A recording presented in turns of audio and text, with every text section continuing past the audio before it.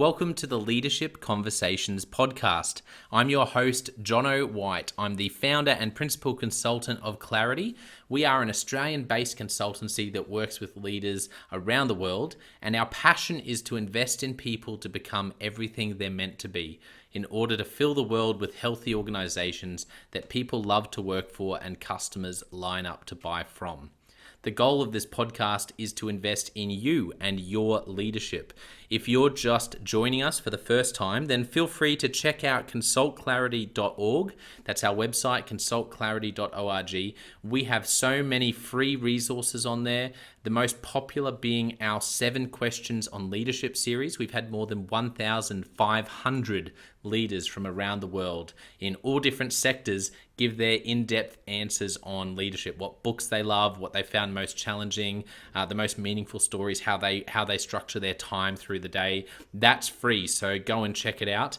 And we'd love to interview you about your leadership. I believe you have advice from your experience, your context, and your life so far that is important and can help other leaders. It's also a great way to give back. It's free to get involved, and you can do so by going to consultclarity.org/7-questions-interest, or just Google consultclarity.org 7 questions interest and fill out the form that pops up. We have a free resource for you on our website. It's called Leadership Survival Guide. It's a 57-page ebook. It has interviews with 10 world-class leaders, and you can go to consultclarity.org. It's right at the top, and get that today. We also have a daily email that we send out to over 15,000 leaders, and that email contains the highlights, our best content from our podcasts, our blog, my book, the books that we're loving that are out there about leadership. It's also the best way to get access to our masterclasses and workshops before anyone else. And there's also exclusive and limited special options just for subscribers. And you can subscribe by going to consultclarity.org/subscribe. Now, my gift to you is to work incredibly hard to provide the best leadership content I can to invest in you and your leadership. So if you're finding our content helpful, if you find this podcast helpful, then your gift to me could be this. If you do find it helpful, then write a review or rate our content and make sure you subscribe or follow. I can't emphasize enough how helpful that is. It really does help us to get the word out there so we can invest in more leaders to become everything they're meant to be. It also means a lot to me personally when people like you and people in our community share our content on social media. So if you do that, then please do look for me, Jono White, to tag me, and look to tag Clarity on whatever platform you're on.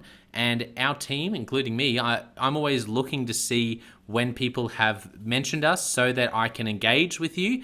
And also we look at sharing content. So if you write something about something we've done, there's also a good chance we'll share that with our followers. So if you could do that, that is a massive, massive help as we try to invest in as many leaders as we can around the world. Last of all, you can check out my book about how to deal with difficult people even if you hate conflict. It's called Step Up or Step Out. It's available on Amazon.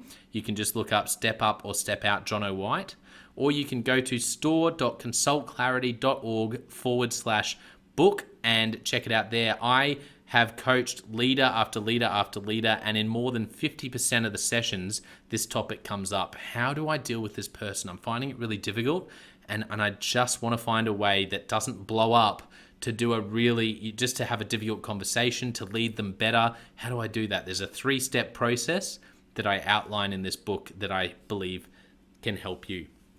Okay, let's get into today's episode of the Leadership Conversations podcast. Enjoy.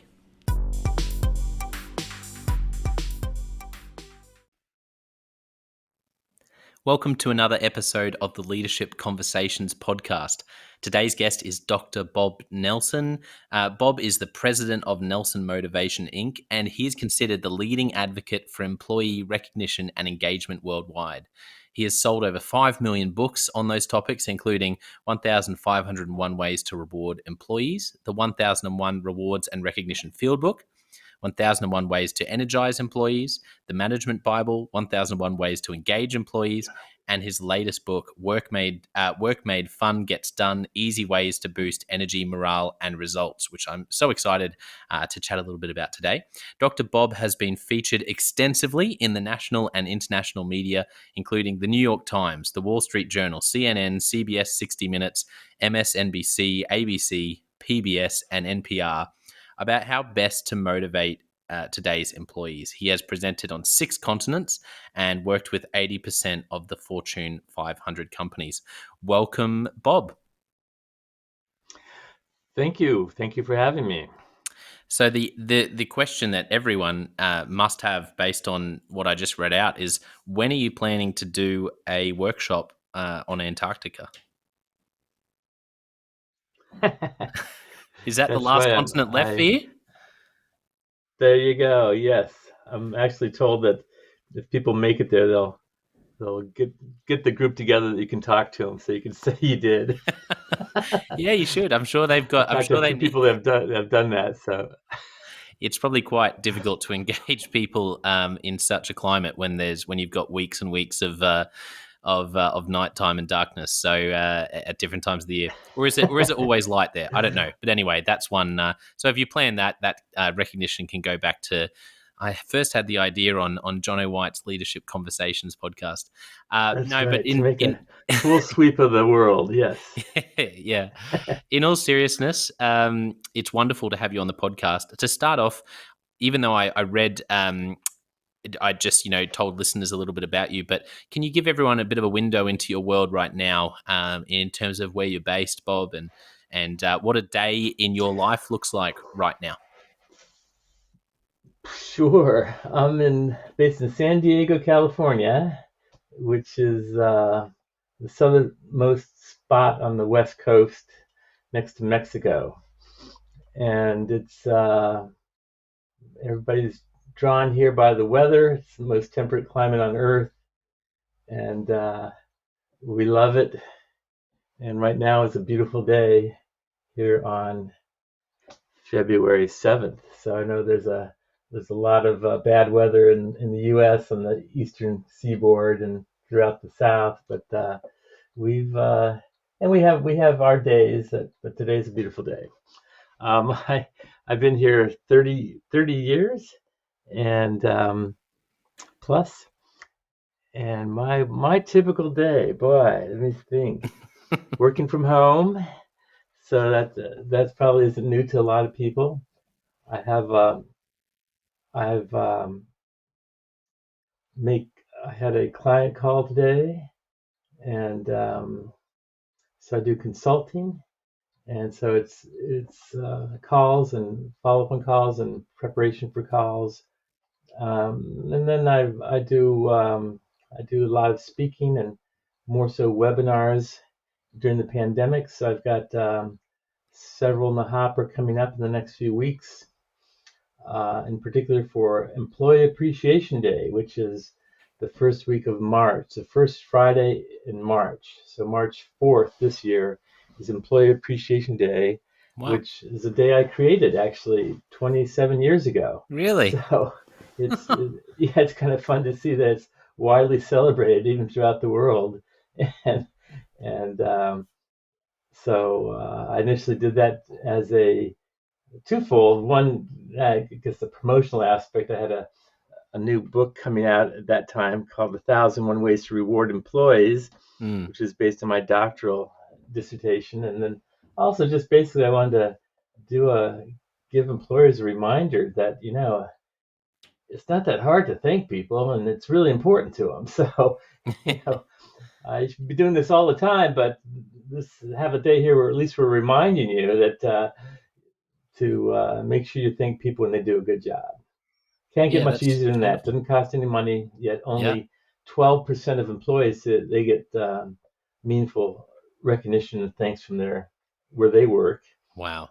And three times they may say that where they work, the stuff that they do on our behalf doesn't do much for them. So, Yes. Maybe the holiday party or something on your birthday or, 5-year anniversary award, those are kind of pretty stale today. That if you want to be if you really want to have make a difference in what type of place you have for people to work, uh, the type of difference that attracts people to come to work for you, and it has them staying longer, then it ultimately becomes kind of a cultural aspect on what are you doing to make people feel valued. Again, not just to be nice, but when they've actually performed well, desired Yeah. behavior performance. Mm. And that's what I help companies do. 80% of the Fortune 500, a lot of corporations, um, and I help them kind of raise raise the ante on treating people in a more exciting, meaningful way. Well, what Which an tends to be amazing. if you actually set up a culture, you Mm. set up a culture where people are routinely thanked and made to feel valued for the work they were hired to do, then research indicates that your employees will be 7 times more likely to stay working for your company Wow. for their career if possible.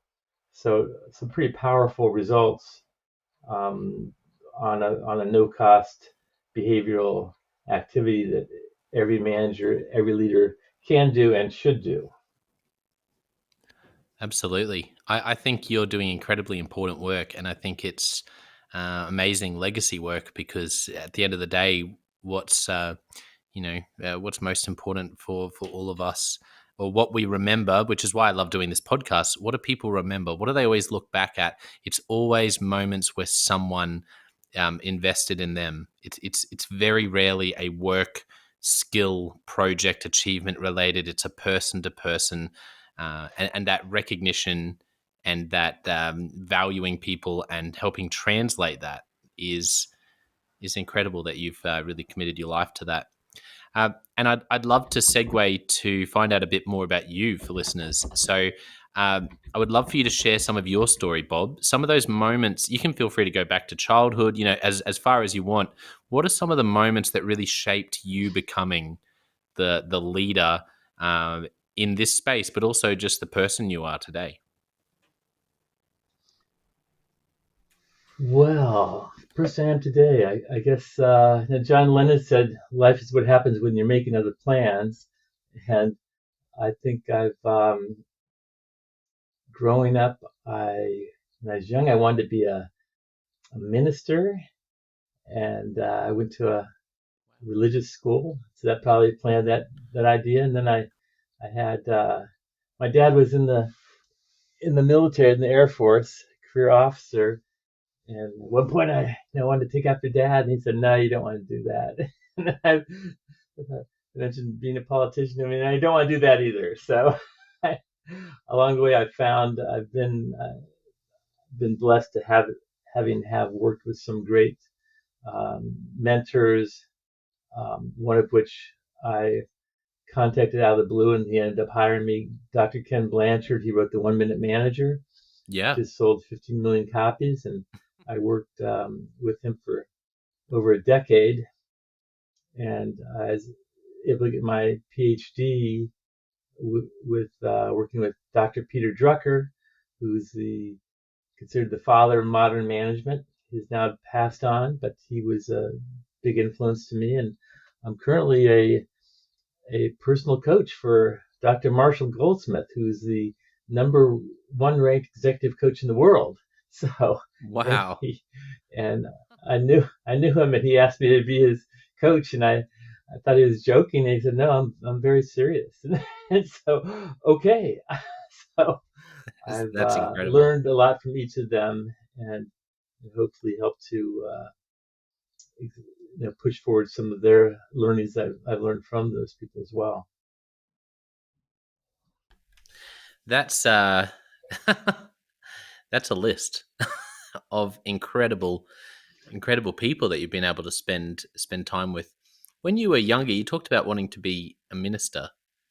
I always love chatting with leaders around a connection between what they've found to be their real calling in life, and when they look back and see, I had no idea at the time, but I can see even back then there was a passion for that, but it was just raw and I didn't know what it was.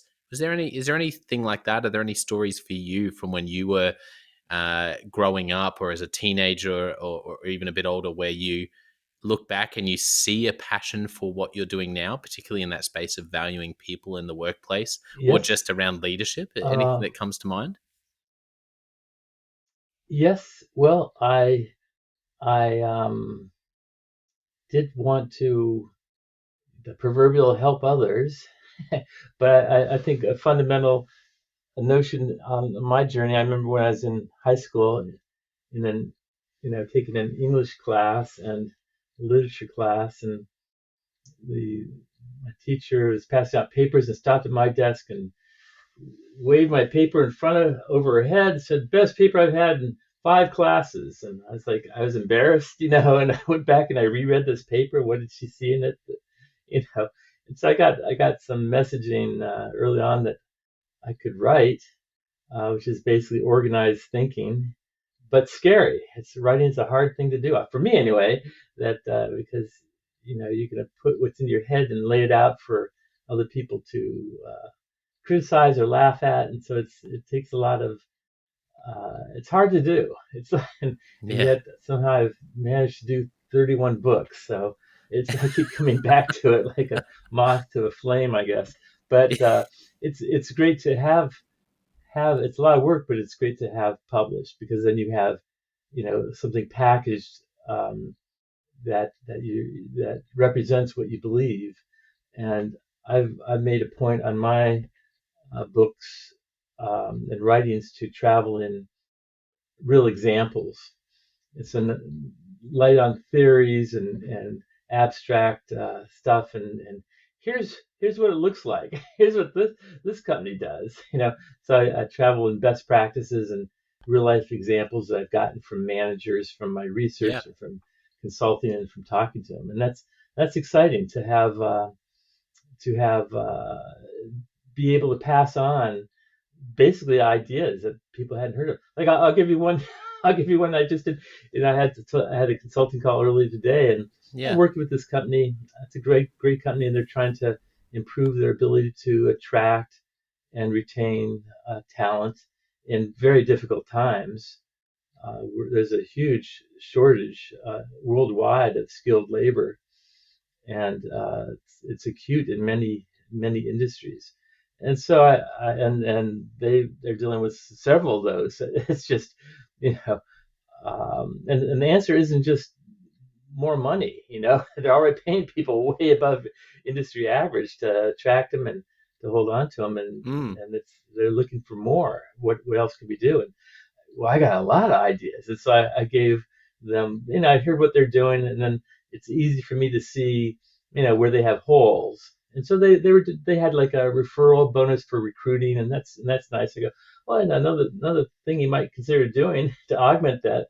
I have worked with Land's End out of Wisconsin, which is in a very small uh, community. They're a catalog clothing company, and so they are it's really hard for them to find people at all, and they've got to hold on to everyone that they hire. So they've done a deep think through on what can make it exciting to refer people, and one of the things they do is they whoever refers another employee to work for their company, they give them a lottery ticket, per referral. And at the end of the year, they put those all in the bowl, and they draw out one person, and that person gets 2 tickets to the Super Bowl, which Oh, is wow. probably a $5,000. You Yeah. know, it's a nice prize, and it's one that's hard to get. Even if you're buying tickets, they're hard to come by. So as a result, they have a blue collar workforce, and there's a lot of people in their company that bend over backwards to refer people. Because if they can get 50 tickets, their odds are going to go up. They're going to win. And so that's kind of creative to, again, no one example is the end all, but how can you supplement what you're doing with something else that might work? In that case, create a real buzz that money alone you probably won't be able to get with that. Yeah, I love that. That's a wonderful example. And Well, there's so I've got a million examples like that. So, oh, you I must. was Yeah. Because just it's on incentives and what works and what doesn't. yeah. I remember sitting next to a guy on a cross Atlantic flight, and who had been, he was a CEO and he'd been president of a half dozen companies and was extremely successful. And we were talking about, I ended up talking about what you do, and I ended up talking about rewards and incentives and recognition. And so he goes, well, I'll tell you what I've seen in my career. I'll tell you what I've seen work best. And he gave me two examples. I said, one is any month that we have, the company is more profitable than it was the previous month. Yep. He said, we give everyone a $25 Target gift card. He goes, my wife gets excited about it, and he's making millions, but she gets excited about the $25 gift card, and just like routine. Any time where we did better this month than we did last month, and here's in the profit, then Yeah. and he does that because that it worked like a charm. People got focused on what it took, and more times than not they'd make it happen. So the other thing we did is I never would imagine the impact it would have is that he said I give all the employees in the company each year they can elect to fire one of our clients. It's because you always have to deal with people that are paying, and some clients, the client's always right, and so some clients take advantage of that, and they demand and they push, and it really rubs people raw, and so now they've got an outlet for that. So they'll debate. Well, I'm nominating, Joe for that award. Well, I've got someone I'm nominating, and so it's kind of a bragging right throughout the year, and then they come to the end of the year and they vote and the person, the client that they're going to now fire, they bring them into the company, and they and the CEO says, we really appreciate working with you over the years, but we just want to tell you that we're not going to be able to continue going forward. Well, why is that? We pay our bills on time. Yes, that's true. But we've decided that the emotional cost of dealing with you is too great and life's too short. So we've decided to let you go. The person's all flustered, and but that's it, and everyone's going, yeah. So it's like, you gotta. I see so many companies that are doing the same old stuff, Yeah. that they've been doing since 1920 or 1940, and then they wonder why they don't have an exciting place to work, and that people aren't clamoring to come here. It's not good enough just to pay. Everyone gets a paycheck, Yeah. but not everyone feels special. Are you a company that makes people feel special? Again, that you have an eye out for who's performing and who delighted a customer and who suggested a cost saving idea, and who is Yes. quick to be a team member and jump in without being asked. You can get clear on what are the behaviors that will make you more successful as a company, and then systematically promote and reinforce those things with your people. In many ways, all you have is the people to define your company. And so instead of just going through the motions, get clear about what is it that would make this a special place, a world-class place to work, and Yes. then systematically start to move in that direction. Yeah. I love that. I had a hospital I worked with in Syracuse, New York, and actually when I first started with them, they were in bankruptcy, and Yeah. they had we got and things were going dim. They're going to be out of business, and they got they put out a message to every employee. It says if and in fact they had a short-term CEO he's hired for 90 days, and he said, whether this organization makes or not is out of my hands. I'm going to be gone in 90 days. You all have to decide if it's worth saving. And so they put out a message to everyone, and they invited whoever's committed to helping to save the hospital to meet in the auditorium at 4 p.m. And they had 59, not everybody, but they had 59 people showed up, and they had a different discussion never had before. What would it look like if we were a great place, if we Yes. were world class? What would be different? that we're not doing now. And they brainstormed. They went through a whole, and then they prioritized what they brainstormed, and they said, make this happen. And that group kept meeting. They called them the simply the best committee. And I tell you what, they did make it happen. What you focus on, you can make become a reality. And they not only came out of bankruptcy, but um, within a year they were named the best place to work in Syracuse, New York. Wow, no way. Yeah, so yeah, and it was just great ideas. Like they had one, they had other hospitals they competed with, and someone said, why, we beat our head, competing with this other hospital. There's some things they do better than us, and some things we do better than them. Why don't we just refer people to them around the things that they're better at, and ask them to do the same for us? And whoa, let's try it. And they did, and it worked. It worked like a charm, or they had.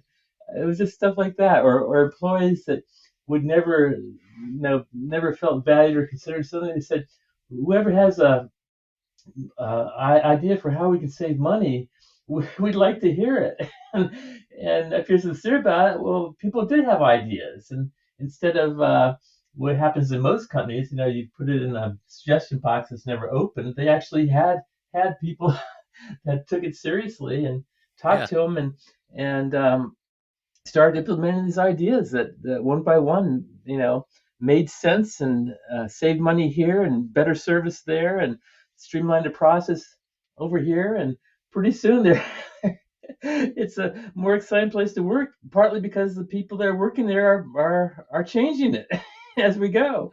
And again, very, very powerful. I worked with a company in Connecticut that called Boardroom Inc. They do newsletters and books, and they did something like that, a program they called iPower, where they simply asked, imagine this, can't get much simpler than this.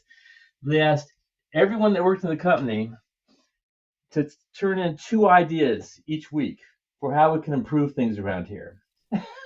That was it. And then instead of Oh my shuffling that goodness. off to a committee that Yeah. dismisses them all, they had a volunteer each week, a different volunteer in the company, just hey, read through the ideas, see if there's anything there that you like, and if you do, go back to that person and say, hey, I really like this idea.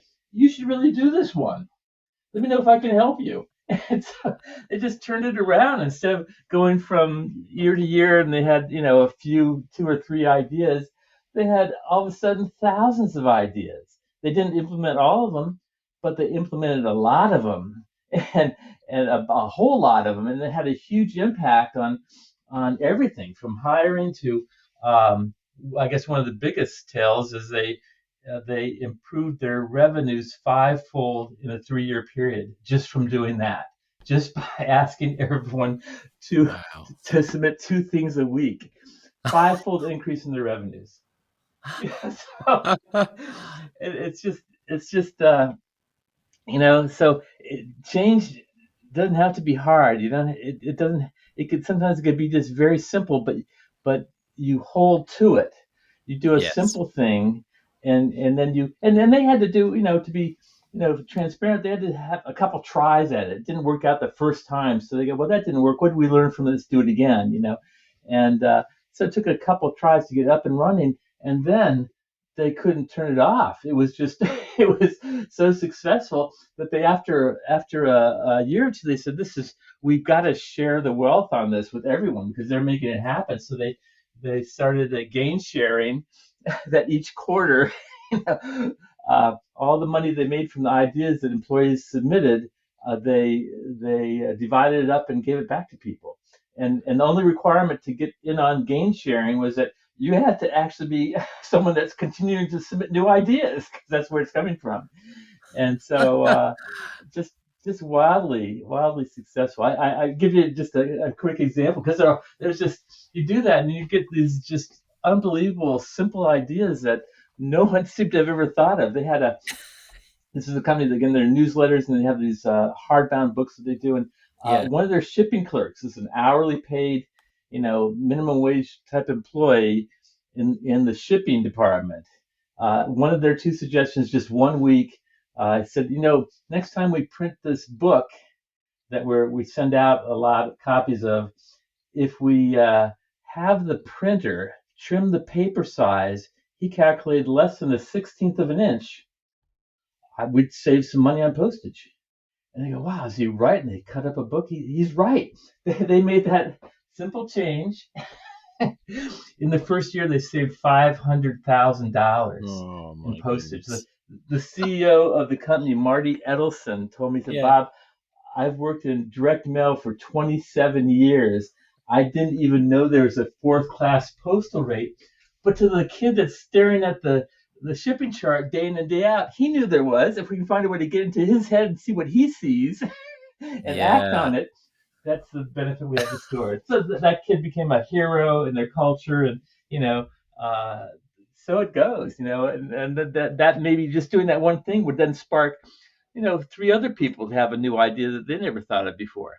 So that's the world I travel in, the world of possibilities, and all comes down to the people you hire, the people that you're hoping will pursue the mission of the organization. And any company starts with a small group of people, and they're all passionate. But the challenge is holding on to that passion as you get larger.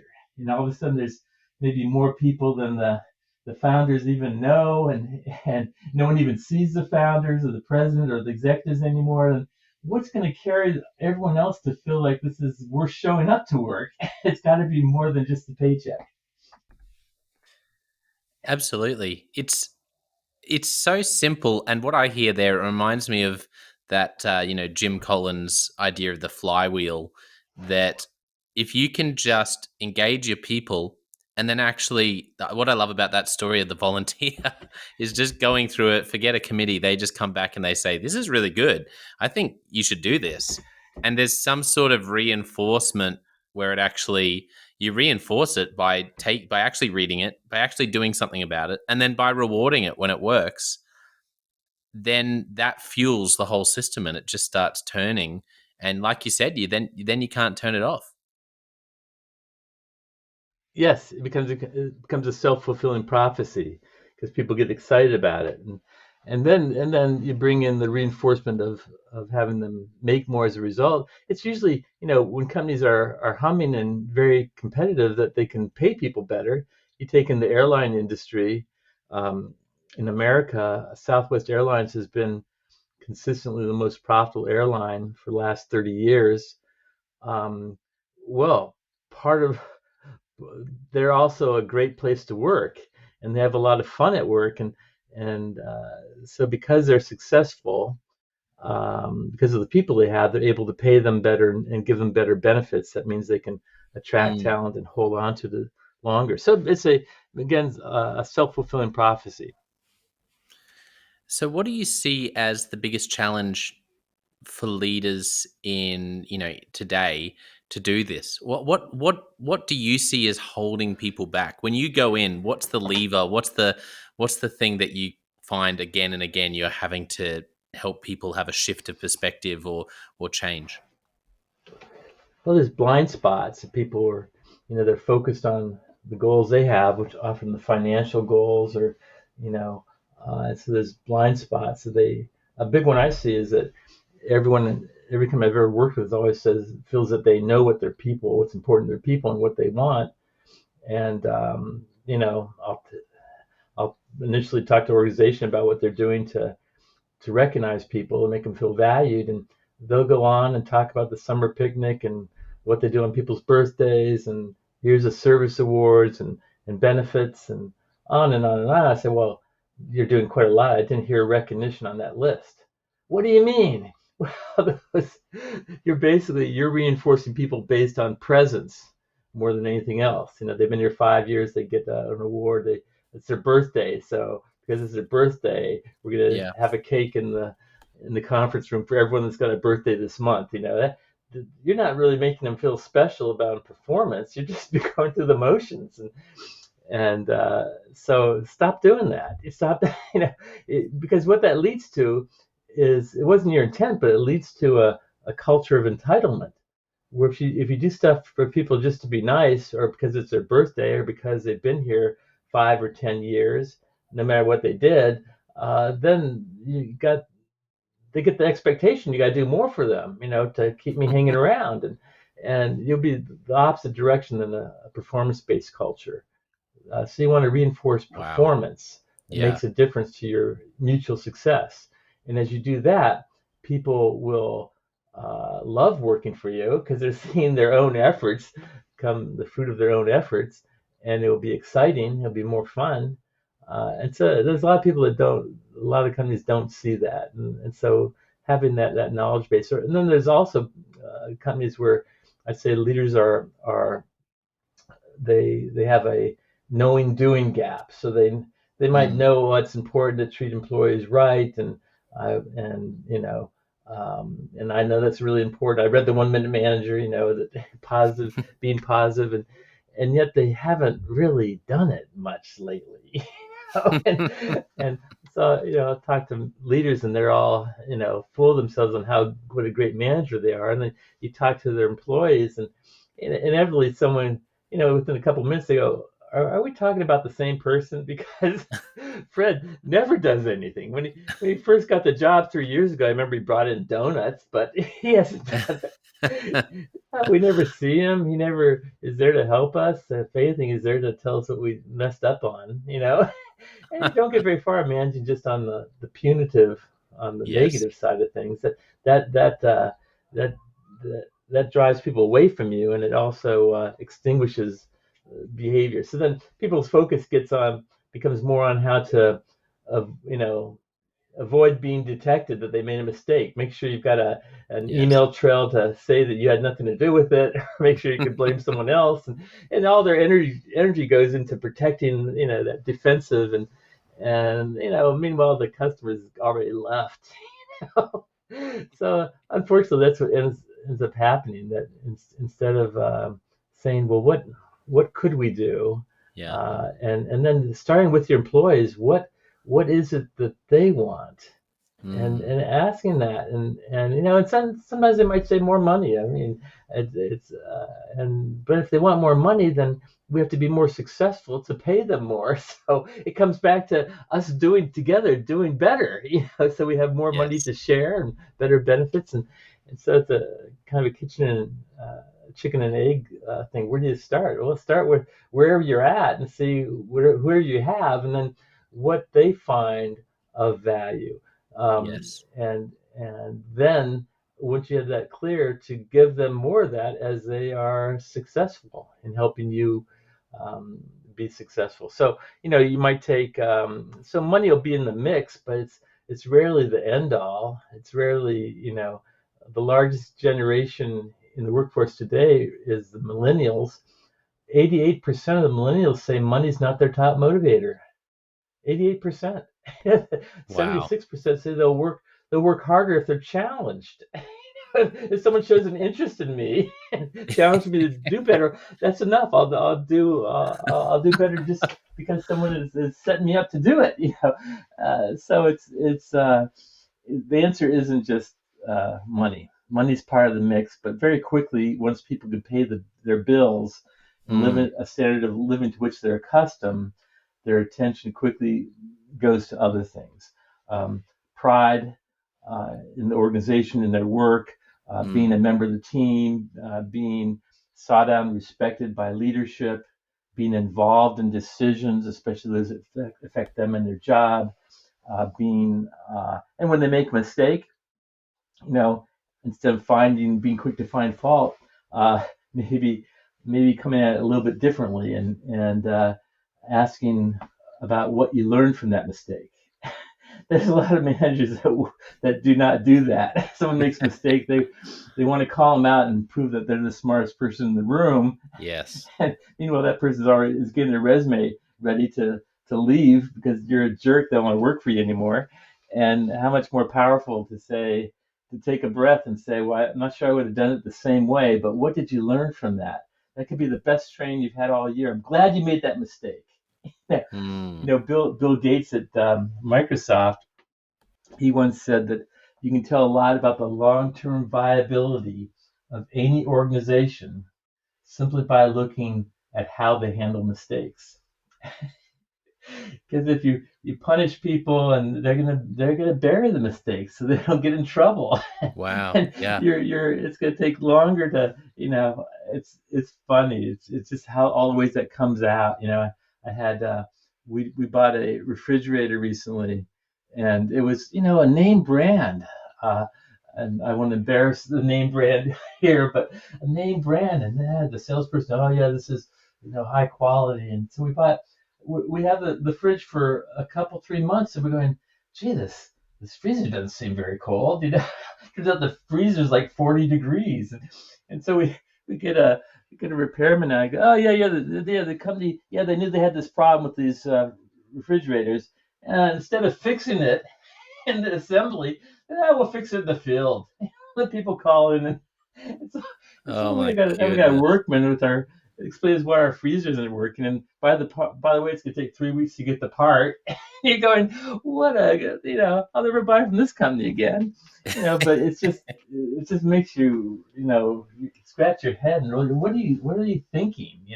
Well, it looked more efficient. We keep moving out fridges out of the, our numbers will look good. Don't want to take a dip in our numbers, but now you're causing this huge problem on the back end for your repairman out in the field. So as a company, I'd say that'd be a source of embarrassment for those people that care to track it. But anyway, so I think ultimately every company is as good as its people, Yes. and although every company would say, uh, people is our most important asset, it's not very often that a company really lives up to that and systematically tries to be better in that regard, better at catching people doing things right and celebrating successes and helping them learn and grow on a career path that they're interested in. And that's the mix I play in to try to help people do that a little bit better. Yeah, it's such important work, and like so much of the work in this space, I think it is very simple, isn't it? At the end of the day, it doesn't mean it's easy, but it is Yes. simple. In fact, going back to your opening words on it, Maya Angelou, who's was a poet laureate for America, she passed recently.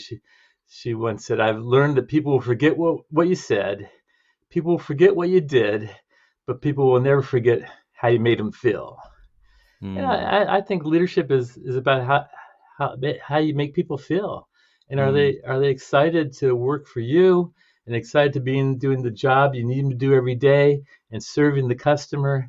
That's a very real proposition that every leader can impact in a very real way, by just taking a simple look at that, and saying, how can I help my employees be better, and how can I catch them doing things right when they're good. And Peter Drucker, who again I had the fortune of studying with and taking classes from, he defined management as getting the work done through others. So it's not being a super worker, it's not being smarter than everyone else and quicker to find fault.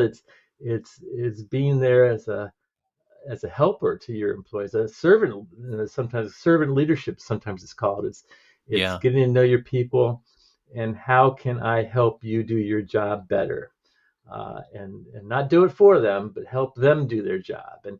And often that might mean the leader going to bat to get a resource that can make people more efficient, that the previous manager couldn't get or something. So I often I have new managers ask me, what should I do as a new manager? I go, well, the last thing you want to do is to come in and be boastful about how great you are, and instead come in lower key and talk to people, and interview the people that are going to be working for you, and ask them about their needs on doing their job and what's important to them.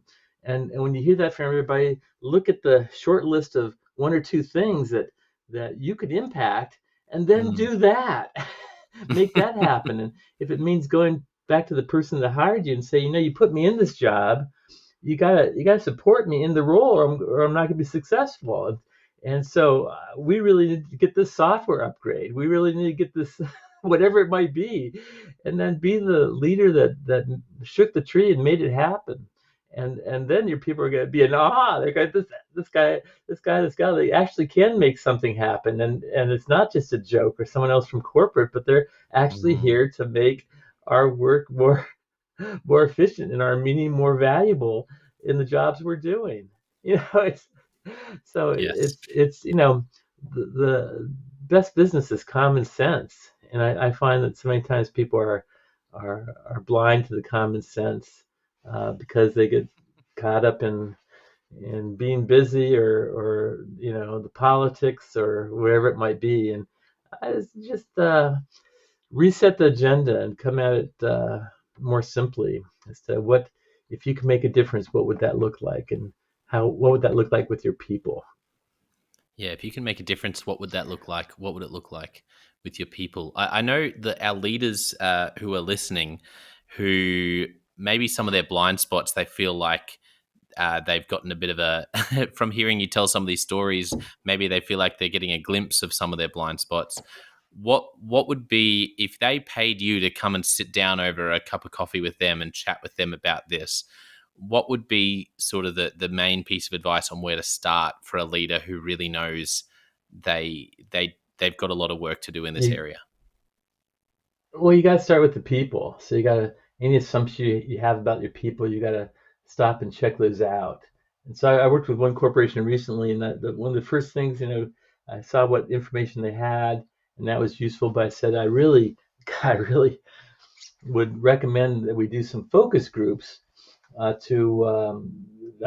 some very simple stuff I want to ask your employees, and they resisted that. Said no, we already know everything, and they had me meet with their data analytics team. 5 people about all the data they had on their people, and we know if people feel this way about this, if they feel this other way about this, that type of stuff. And I go, you haven't asked people what they need, what they want, and it took them about a year before they actually let me do that. And then I took the findings I came up with, went to the executive team, and they came back and they said, do more focus groups because this was all new to them.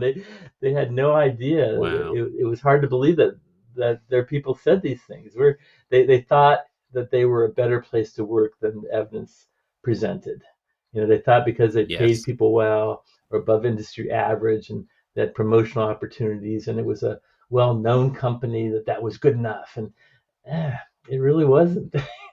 Maybe that got people in the door, but everyone goes to work for what they hope to be a great company, but they end up leaving because of a poor manager, and so it became a kind of day of reckoning. I was able to show them that Yes. they had some big holes in how they were managing and leading their employees, and we were able to fill in those holes and get them on a better path. So yes, I'd say start simply with talking to your people and asking them what they need and what they want, and then trying to come up with a plan to take that seriously and give them those things when they perform well. Not just to be nice, but when they perform well. So that would be in redoing the motivation equation with any Mm. company. That's where I would propose starting. And another way into it would be, you know, pretty much any of my books would get you into the the real examples of what other companies are doing to better create a best place to work where people are eager to work there. And like for Yeah. example, I work with the company WD-40. Their CEOs from Australia. Gary Oh, really? Ridge Yeah. is a Yeah. wonderful guy, and it's a $500 million company, and they're selling lubricant. Well, how boring is that, right? They don't think so. 99% of their employees love telling people where they work. Wow. and Wow. That's and why incredible. they're very excited. They've got a 93% employee engagement rate. They are they are informed. Uh, they are vital to the company, and the company lets them know that, and it becomes a self. And so people join, and then they stay forever because it's a great place, and they help make it better. So that potential is true in any company, Mm. from the point where you start taking it more seriously and not just assuming that you know, and you're going through the motions, and then like the examples I gave, you're doing stuff that the company started in 1940 that they keep doing, you know. So, and I gotta laugh when I see that, but it's very pervasive. You look at like years of Yeah. service awards. 92% of companies have anniversary awards for your 5, 10, 15, 20 year. I've never met anyone that stayed a day later in their job to get their 10-year pin. But we make a big thing of it, and millions and millions and millions of dollars are spent. I know companies that spend $20 million just on service awards, you know, and if that's not really doing much of anything for your employees, it seems like a big waste of money and time and effort, and that could have been redeployed on something that was more meaningful, both to the employees, but also to the success of the company. Yes. And focus there. You know, I mentioned Ken Blanchard. He wrote the 1 Minute Manager. One of the throughout the book there was these little insights, and one of the first ones in the book was that people that feel good about themselves perform well. I remember I was driving the car with him. He goes, Bob, we got it wrong on that one. It's not people that feel good about themselves perform well. It's people that perform well feel great about themselves. Our job as leaders is to help people be performers first and foremost. Because if you do that, they're going to love their job. They're going to love themselves. They're going to be proud of themselves. Their family's going to be proud of them because they're making it happen. So Yeah. that's where it really starts with managers, not just commanding control and telling people what they did wrong, but empowering them to be the best they can be, and to acknowledge and thank them when they make that happen.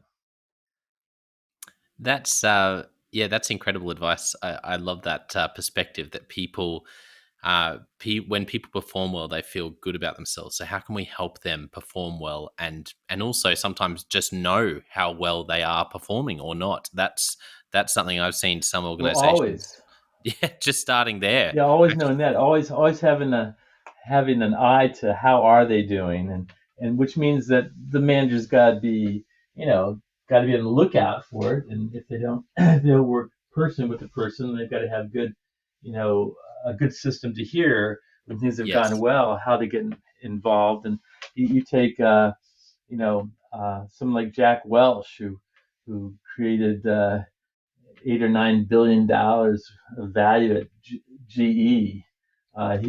He was notorious for writing notes to people throughout the organization where he saw that they made something happen that was significant, and it might be 5 layers below him, but give me the name of the person who did that, you know, and then he would job a notary, call him, and and Yeah. because that's the power you have as a leader to spotlight and emphasize the good news and who made it happen, to encourage others to do likewise.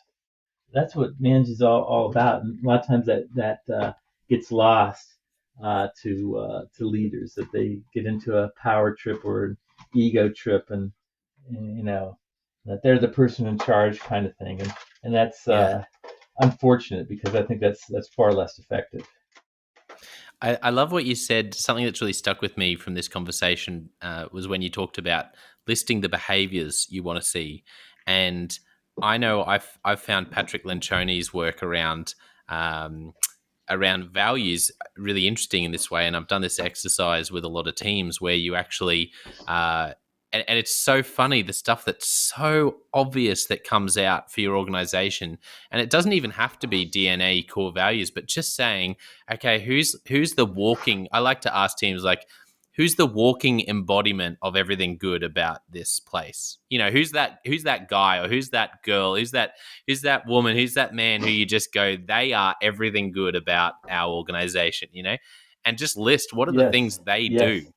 And then and he talks about this, I think, but it's always really funny, um, when you flip it and you say, okay, think of the person who worked here and hopefully doesn't still work here, but sometimes that's the case.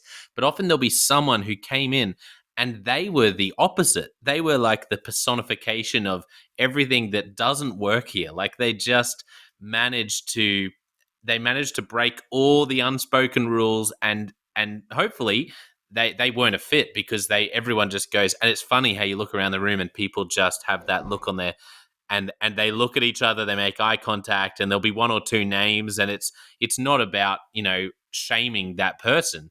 It's about saying, what was it in how they behaved that was such a deal breaker? And it's so simple, but just starting with a Yep. list of behaviors. And I've recently been working with an amazing leader with a bunch of retail locations, and one of the things that I said to him, I said, with this particular employee, I said, you talk about wanting to be the friendliest place. If this person wants to be challenged, like what you said before, I said, when you're there, just look around, feel how friendly it is at the location that this manager's leading, and give them feedback on, say, Mhm.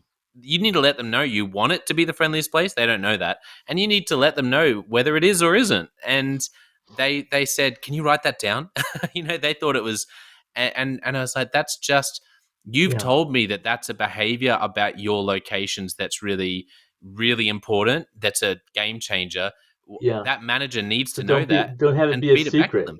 Don't have it be a Exactly. secret that you're That's talking so about in true. closed doors, and put it out there. And in fact, and celebrate that person and what they did, and find a way to put them on a pedestal so other people can emulate what their success was. That's what it and then what you're doing is you're basically doing blocking and tackling on those. You do the things, you get the right results, and so you get better and better. And that's where that's um, where I find you asked me earlier on just things I've seen and worked with companies. I often find that it's easy to find someone that's doing some things well, that they're eager to do more. The really hard case is finding a company that's not doing any of this stuff and Yes. getting them to do the first step. It's almost impossible, and that's frustrating. But I've just learned that to be true. That it's easier to take someone that's got some things going for them and show them how to be an even better company, because they've seen some of their own success, but someone that Yes. just doesn't buy it, doesn't believe it, and doesn't feel that they have time to worry about treating people right, and so thanking them. Why should I thank them if I pay them? That should be thanks enough. Well, in 1920, maybe that was the case. I'm not sure it was then either, but That's right. it's not good enough just to what you pay them. You got to be doing other things. There's a whole social contract, and there's pride and respect and being part of something larger than yourselves, and being part of the team, and being valued and included. And those all, you can't do them all at once, but you can chip away and be better at each of them. So I like I said, I Absolutely. pride myself on my books for mainly for capturing real life examples of what this stuff looks like, and Yeah. and one way can help spark any reader or to any leader to say, hey, I've had leaders tell me, I took your book and I passed it around my team and asked them to initial ideas they like in the margin. It turned it into a motivational handbook for my immediate team. It worked like a Oh, I love that. charm. So Yeah. whether it's that or companies that are trying to make a cultural shift, and getting that in the hands of a book that resonates, my Yes. book or maybe someone else's that resonates with what we're trying to do, and put that into the hands of all leaders or in the company, is a good way to take a quantum leap forward, because now everyone hears the same message at the same time, and and with that you've given them explicit permission to act on and move in the direction that we're reinforcing, that we're encouraging. And so that's a great way that you can have impact. I have a lot of companies that like FedEx, like A Thousand Ways to Reward Employees, a book Mm, I did 27 years ago. They every when they do manager orientation, every manager gets a copy of that book, because mm, it kind of says it in a way that you can come back to this time after time and find new ideas that and bring your own imprint to how you think people in your area. Or Kaiser Permanente, they do the same thing with managers, that they part of their management orientation is they get a copy of that book, A Thousand One Ways to Reward Employees. Um, or Since then, I did a book a few years ago called A Thousand and One Ways to Engage Employees, yeah. and of which the book has 10 chapters on the variables that most drive employee engagement.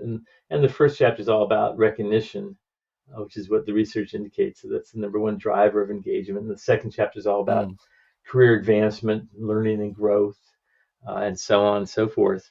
And so that's kind of fun and exciting. Actually, perhaps the most fun is my most recent book that came out just less than a year ago. Work Made Fun Gets Done. Um, Easy ways to boost energy, morale, and results. And I did my co-author, Dr.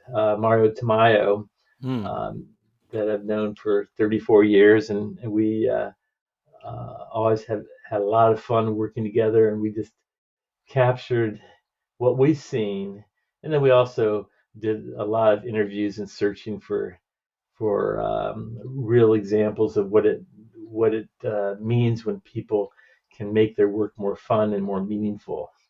And that was a fun project. That of all yeah. the interviews we did, I was one of the things that surprised me is that uh, no two people had the same definition of what's fun to them in their work. If you ask me what was fun, I'd say, well, it's when you're laughing, of course. That's Yeah. you're having fun if you're laughing. And you ask my wife that, she wouldn't say anything near that. Because I've asked her, she'll say, well, fun is when you got a lot done at work, and you at the end Yeah. of the day you can reflect back and have pride that you achieved what you hoped to. I'm going, what does it have to do with laughing? She goes, well, you asked me what what makes it fun to me. That's what makes it fun to me. So no two people had the same definition. So I that surprised me, but it's kind of encouraging because it said, if you open up your eyes to this, it's all around us, and I can put forth something that I like to do that's fun for our work group. And hey, let's use your idea next week, and you can doesn't have to be just one person's way. We can be collaborative and take turns, and that's gonna make it more fun for everybody. I love that work, and that's fascinating that everyone has a different definition, because yeah, intuitively you'd assume what's fun. There's something about it, that question, that you go, well, I just would assume what I find fun is what everyone defines fun as. Yeah, yeah, and that was surprising to me, but then that it made sense. Why should I be the keeper of what's fun for other people? It's we have to have our own measurement for that, and so Yeah. let's have the discussion where we can find out what's fun for each other, and then try and do more of those type of things. So I like one simple exercise I do when I'll have a group of people, and I'll say, hey, just turn to your person next to you and share two things you know that is fun to you when you're not at work. What do you do on the weekends? And and just giving them 10 or 15 minutes to talk about that. Every time I've done that, people say, well, I had no idea that Gary was into gardening, I'm into gardening. And you find overlaps, or people that can build new connections. And in in the process of doing that, you build a tighter team where they have more in common. And so then with that, you become a stronger team. Then you're going to be better at handling problems as they arise, um, and being creative and supporting each other. So there's a lot of good that comes from being a better team and having that rapport that was built. I worked with Mm. ESPN, the sports caster, and I remember a manager there told me, he said, whenever we start a meeting, we always start the same way.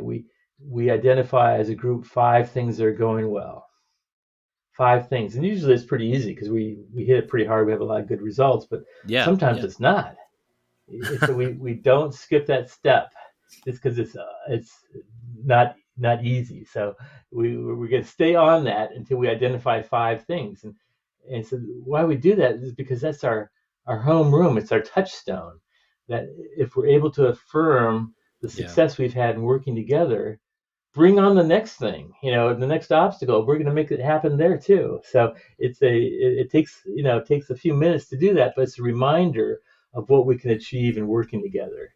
So that's Yeah. I love that. I just think that's very smart. Or where I worked last fall with NASA Space Systems out of Houston, Texas.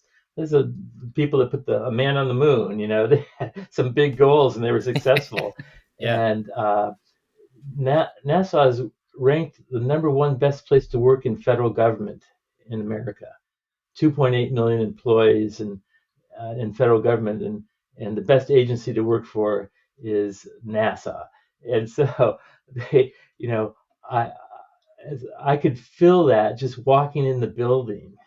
And this is what I see. This stuff, it comes out in the culture, and you can feel the energy. And walk in the building, and what's on the walls, and you can hear it in the conversations, and you could see it in all that they do. And in fact, I was in a meeting with a bunch of leaders, and as the time was Mm. wrapping up, they said, "Well, as is our custom, in the last 10 minutes of our meeting, we want to go around and ask each leader to share one thing they've done to recognize someone on their team since we last have been together." Holy moly, what a great idea. I love Literally, you that. can feel the energy and the pride of the room rise in front of you as people talk about what someone, let's tell you what someone on my team did and what I did to thank them afterwards. And then I know something else, that their leaders take notes on each other's ideas. That's a great one, Sam. I'm going to try that idea. I never thought of that before. And so they become a self-learning leaders to get better and better at the things that are working for them. It's like when you put it out like that, just like, well, how would you do it? Why would you do it any other way? It's you just But a lot of people never find that path to begin with, and some of the things that in retrospect that sound like common sense are not common on the front end. In fact, there's Yeah. Voltaire in 1640 that said that common sense is not very common. And so sometimes we just need to stop the rat race and the problems and the complaining. The average worker spends 15% of their time at home complaining about their boss, by the way. So stop doing that. Give that a break and focus on what you're excited about and how you can better do more of that, and what it would look like if that happened.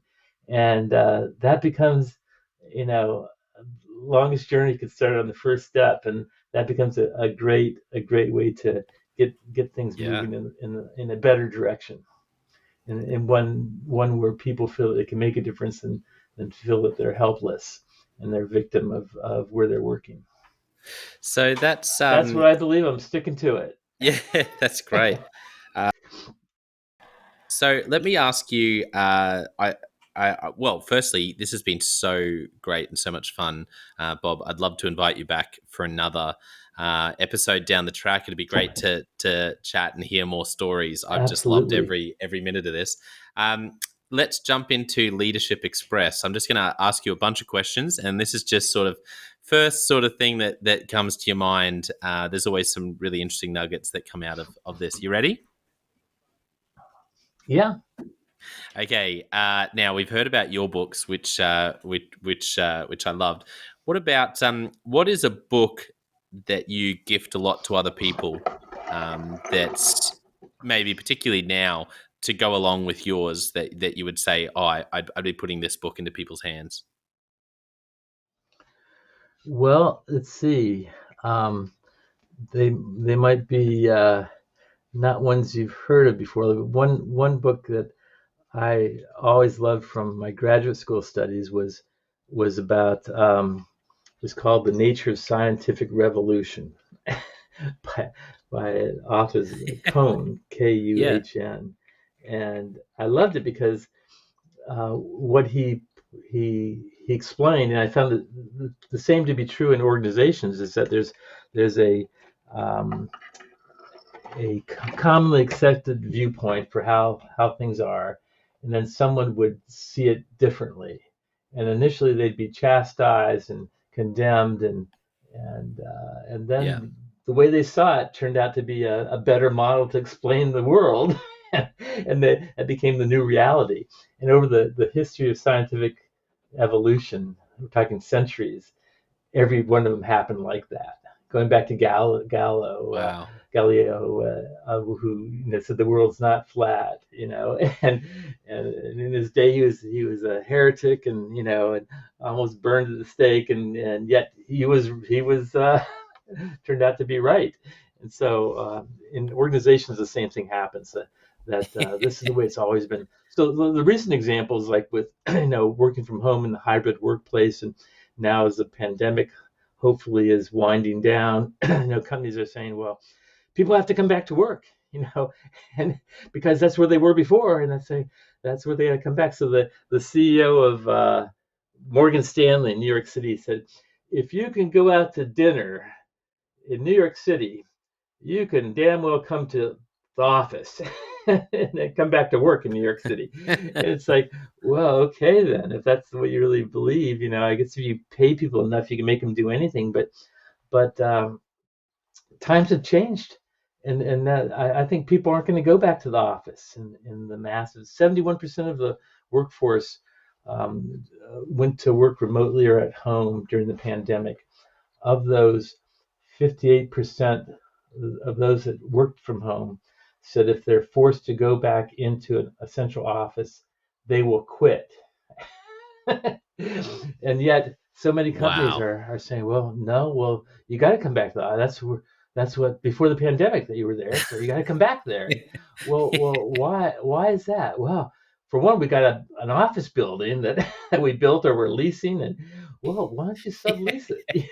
That's right. It's all these reasons. They're What are just we going to do with and this one of building? the ones that, yeah, exactly. Well, maybe it's so funny because if you let go of the reality of the past doesn't have to be the future. Like my son works for 100% virtual company, 100%. There's no office for any of them, Yeah. and they don't miss a beat. They have when they have meetings, they have people, record their presentation on their cell phone, and then they're downloading. People view them before the meeting, and they start the meeting, and they'll do a quick recap and take questions. So they have super short meetings, and they're very efficient, And well, and people say, well, you have to have culture. Culture comes from the office.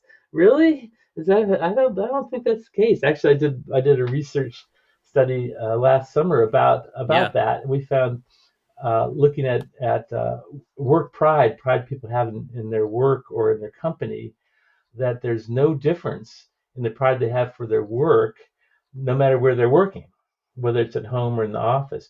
And there's actually slightly more pride in an organization Wow. when they can work remotely, more than if they had to go back in the office. And part of it, I think, is because those employees are saying, "Hey, my company trusts me enough to know to let me continue to work from home because they see I'm producing, and they don't want to mess that Yeah. up if it's working for me. So I've got more respect for my employer." So I think that's where it's heading. That and not even to account the hour 2 hour a day commute that people have had to have.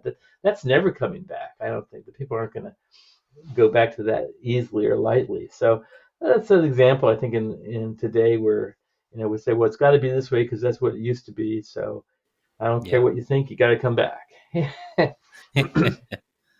Yeah, that's what about you've obviously worked with some amazing people, had some great mentors around you.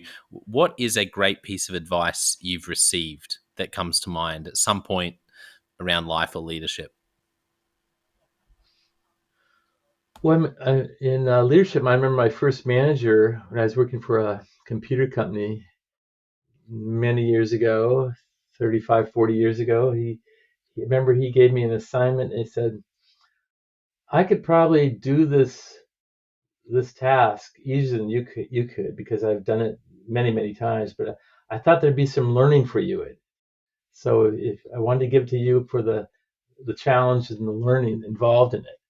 And it was like, wow, he was right. It was so the Wow. fact of if you're smart about how you delegate work and you put it into a larger context of a learning opportunity, and let me know if I can help you understand the situation, what needs to be done, then it's a strong motivator instead of just Yeah. dumping work on people that you can help craft and draw them towards their own development and next job, next opportunity.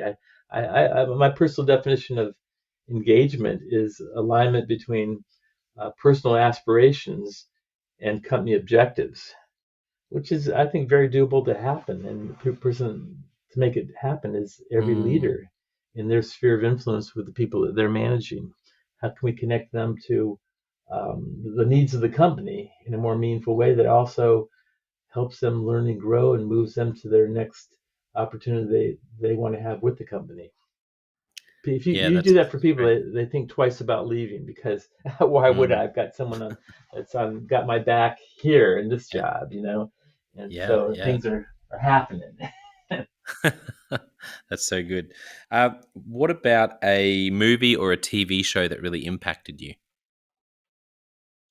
Hmm. Keep See. in mind some recent. I love asking this question because we have these really serious, not that serious, but like talking about really important things. But I love asking leaders about this question because you get the funniest answers, and it reminds people of the importance of having those outlets. Where so recent ones I had has been the Golden Girls and Ally McBeal. Have been two of the shows Uh-huh. recently, so it doesn't have to be serious, but it can be one of my all-time favorites. Band of Brothers is probably one of my shows that's right up there. That I feel like just There I you watch go. that and reminds me of why I do what I do, because you just see people on such an just see the team and the anyway it's mind blowing. But what about you, Bob? Well, that's those are some pretty classic movies there, or shows. I would just to bring a little bit more of a fun edge to it. I Yeah. really enjoyed What About Bob, which is a comedy, but in it it had a kind of showed a psychologist who was a bit of a stuffed shirt and was caught up in himself and how wise he was, and the his patient, who's played by Bill Murray, was he really actually had more wisdom in his approach to life than the person that was supposed to be the teacher. So that was a very That's great. humorous and I haven't watched that. I'll have to check yeah. it out. That's a Yeah. brilliant recommendation. I love. I have to admit that question I sort of throw in there because I also just love finding out about new new movies or TV shows. Well, new because I haven't come across them. So thank you. And okay, last question. This will be hard because you've got so much wisdom, so many books. But if you were sitting down with a young leader who was just starting out, and you could only give them one piece of advice, what would you say? Yes. Well, I've actually been in this position, and yeah, it would be very basic advice. It would be I just had a intern, and they and I said the one thing that you can learn from me that will serve you the rest of your career is that whenever you think you're finished with the project or a task or an email, whatever it is, take one more look at it afterwards, and just to make sure it was your best work and there weren't any typos, and you will never regret that, and you will regret if you rush to get it off and then the client or your boss said, hey, paragraph 4 didn't make any sense at all, it looks like you repeated yourself. Yeah. And then you feel like it looks like you didn't even proofread your own work. You don't have time to look at your own stuff. Why do I have time to look at it? And so it could be as simple as that of making it a personal habit to, when you think you're done, and I Yeah. don't care what it is, a proposal, a book proposal, a book, a project, corporate strategy, whatever it might be. Whenever you think, okay, finally we're done. That was the fifth draft or the 15th draft. At that point, when you say it's time to send it off, take one more look, and you'll be Yeah, glad you did. that's great. I always like I'll see every now and then I'll see something that's a published brochure, for example, and in the middle of the brochure you read it, and in parentheses you hit this line that says, Gary, make sure you take this out before it goes to the printer. And they published 100,000 copies of it. And Yeah. you're just going. That's so So, true. or I've had, I'll do it as a favor when someone sends me stuff. I remember like someone I respected, the CEO of a company. They had a whole program they were announcing, and they were, he ran it by me. I said, did you? Yeah, and I pointed out something, in paragraph 4 that you actually referenced the date that was already passed. Is that what you meant to do? And you go, oh my God, we had everyone under the sun proofread that, like so. No, that's great. Excellent advice, and something different that I haven't heard before. So thank you for sharing that, and very rich. This whole conversation's been wonderful, actually. So just once again, where can people find you? And for those who aren't that familiar with your work, one thing that popped into my head when you were talking about different books is what would be, where should people start if they're really interested in your whole sort of anthology of work, but what would be the best book to start with, and where can people find you online, Bob? Well, I've got my own website, www.drbobnelson.com. It's drbobnelson.com, and it talks about my services and the topics I speak on, and I've got most of my books that are at discounted prices, cheaper than Amazon. So that would be a good one-stop shop place to go. Um, like I said, Yeah. I do consulting. I do a lot of speaking. So, and a lot of that's been, with the pandemic, has been more virtual. So I just did I just spoke to, just in the last year, I've done keynotes for large conferences in India and China, and so it's always a little bit more fun to do it live, but Mm. I'll take what I can get, and this pandemic thing. Yeah, that's right. And what about a book to start? What should someone who's just discovering your work, what would be the first book for them to read, or does it really depend on what they want to solve? Oh, well, it's said that every author is writing the same book over and over. I think there's a little truth to that. So in any of my books, I'm constantly advocating for the employee, and trying to close the knowing doing gap, and trying to show people what it looks like. So I'd say, and of course, I love all my books. It's like, so it's hard to like, choose between them like children, but Yeah. my 1,000 Ways to Engage Employees gives you a quick overview of the top things that most engage people. So that's a good one. And my most recent's a lot of fun. Work Made Fun Gets Done. How you can make your own work more enjoyable. Um, if you're part of a group, how you can make that more fun and enjoyable. How you can, as an organization, do things that build it into the culture where you're constantly having more fun. So it's not fun just for fun's sake. It's fun that will help you be more productive as well. So and Yeah. it's just a delight to be able to share stuff, and that that we would collect from other people. And then, like, I'll give you an example. I was talking to this one person about what they do to make their work more meaningful and exciting and fun, and they said, well, actually, what I found is that in 2015, Yo-Yo Ma, the famous cellist, Yeah. he played a live conference for a live concert rather for 8,000 people 3-hour concert he played from memory.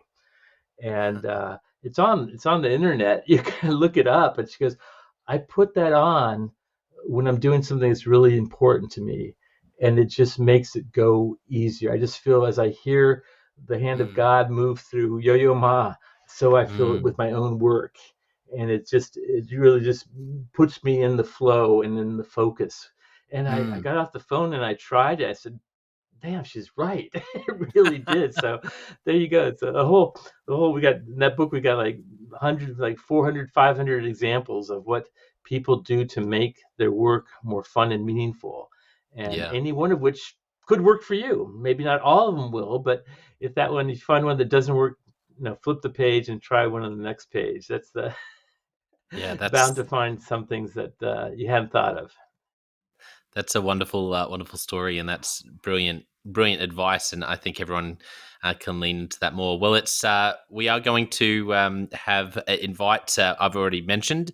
Hopefully, Dr. Bob Nelson. We can find a time to do this again, because I feel like I've just enjoyed it so much. I know this will be a favorite for listeners. I can already tell. So thank you to listeners for tuning in. Go and get started or continue with Bob's books and lean into those. Don't forget, we also have the John O. White Leadership Podcast, which is where I give you tips on casting vision and well-being, and more just 7 tips on this or that for leadership, and the leadership question of the day, where I ask you a different question every day to put a stone in your shoe.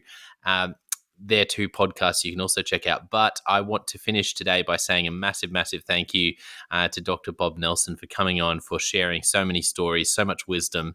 And it's just been a delight. I've learnt a lot, and I've got a lot of things in my head, worrying around about how I can do things differently and how I can facilitate things with the teams and with the leaders I work with. So I've learnt a lot today. I know listeners will have loved it. Thank you, Bob. It's been an absolute pleasure. Thank you. Likewise. And I feel you've probably got a pretty good platform that you can help greater impact others and helping them be more successful as well.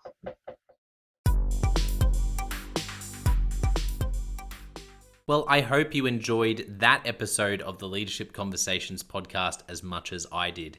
If you're joining us for the first time, don't forget to check out consultclarity.org. That's our website, consultclarity.org. We have so many free resources on there, including our 7 Questions on Leadership series. We've had more than 1,500 leaders from all over the world in all different roles, in different industries, answer these 7 questions on leadership, and leaders give these in-depth answers around how they spend their time, a book that's been significant for them. It's just a gold mine. It's completely free to access, so go to consultclarity.org and look for that. We'd also love to interview you about your leadership. I believe your experience, your life, your context means that you have advice on leadership that other leaders can learn from. Yes, you, if you're going, not me, well, no, I really believe you would have something to add. So if you're looking for a way to give back, it's completely free to get involved.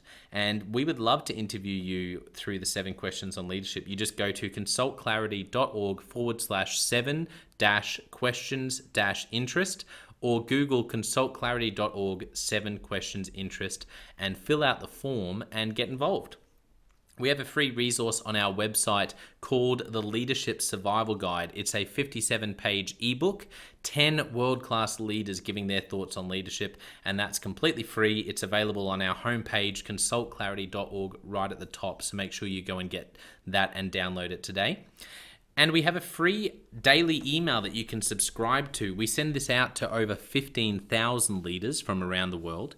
And it contains the highlights of content from our podcasts, our blogs, our books we're reading. It's got the best content, and it gives you exclusive, limited, early access to our masterclasses, workshops, new products, special offers. It's all for our subscribers. You can go to consultclarity.org/subscribe and join 15,000 other leaders.